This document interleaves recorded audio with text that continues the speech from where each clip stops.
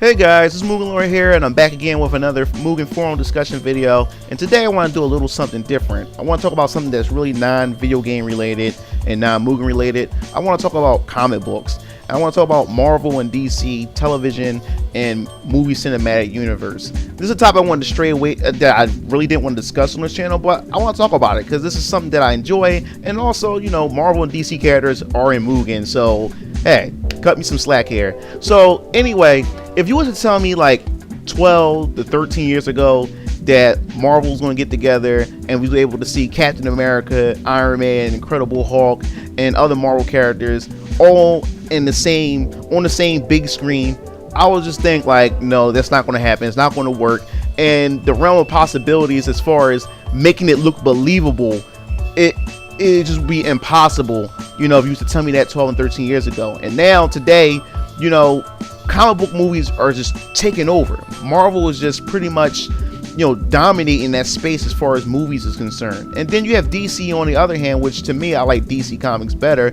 But here it is, you had DC that really pretty much kicked off pretty much the superhero stuff back in the day as far as the movie theaters with the Christopher Reeve's Superman, and you get the Michael Keaton Batman movies and everything. They pretty much that dominated that space, but that was still a medium that pretty much that people that really didn't take serious at that time or whatever. And since then, DC haven't really capitalized on, you know, developing pretty much a cinematic universe for the DC characters. Pretty much other companies were doing their own things with these comic book properties. And then now we have a collaboration of different companies coming together. If you look at Fox, and you look at now Disney and Marvel, it got together, and now they have Spider-Man now and adding them to the Marvel Cinematic Universe. So now this is pretty much being taken pretty much serious now, and it's just amazing for comic book fans and, you know, other, you know,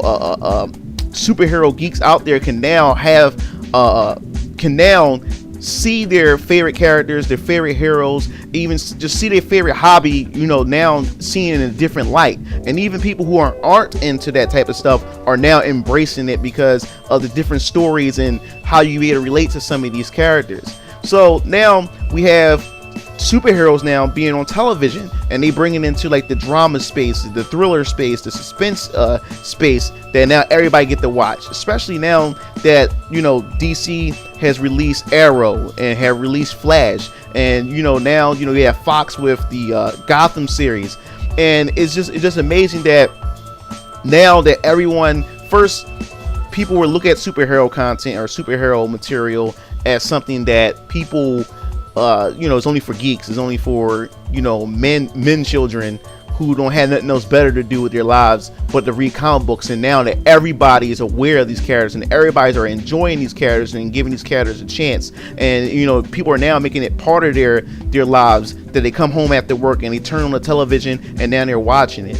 And as far as cinematic and TV universe is concerned with Marvel and DC, you know, Marvel had pretty much got the jump. Thanks to me, Blade had pretty much kickstarted everything from Marvel, and still a lot of people doesn't believe that Blade is actually a Marvel character. Blade had secretly kicked everything off, and Blade is not given a lot of credit that it deserved. If it wasn't for Blade, a lot of these Marvel movies wouldn't even be here till this day, you know. And then, you know, they pretty much dominated the movie space. But then you have DC, and what I love about DC is how much darker, how much more serious the tone is. And with their animated movies, I don't care what anybody says, DC has the best animated movies that's been released. Batman Under the Red Hood, you have you have the Justice League, Crisis of Two Earths. And I can just go on and on about how well put together as those DC films were. And also Flashpoint, the Justice League Flashpoint that was released as well last year.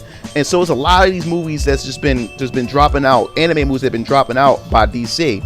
And then now they pretty much shifted their strategy to live action television series with Arrow. And I love the direction that Arrow was going. I love how they're connecting Flash, and they all share in this different universe. And I just hope, you know, that they connect this new Supergirl series that's coming out, and I hope we eventually see Batman and other DC characters be thrown into the mix. And then you have Marvel trying to kickstart their own live action television slash Netflix series with Daredevil, and then you have the Agents of Shield and everything. And I just love the direction that this stuff is going. This is the best time to be a comic book fan, you know, just of this genre, period. And I can't wait to see where they go next with these comic books. Now, before I go out, I just hopefully that, you know, anime and video games get taken serious as far as the live action and movies are concerned. You know, all it takes is one good movie. It took one good comic book movie to do its thing, and now it's taken serious across every different type of medium. Now all we need is a perfect movie, an anime movie to come out that will show people and show the audience that, hey, anime can be taken seriously in a live action space or a movie space, and we need one good video game movie that can be taken serious for everybody to say, hey, video games can be converted to movies. So what do you guys think about it? What is your opinions about the whole Marvel and DC TV and cinematic universe? Do you think that Marvel has the upper hand, or do you think that DC can turn this whole thing around and they both be pretty much on even grounds? Because we do have Batman vs Superman coming out next year, and I definitely can't wait for that. And what you guys think about the TV cinematic universe? Do you think DC got the jump on Marvel, like how Marvel has a jump on DC with the movies? So leave your opinion in the comment section below. If you like any of my videos, and if you guys want me to do more articles or express more of my opinions on comic book movie and comic book news, just let me know in the description, in the comment section below. This is MugenLord signing off.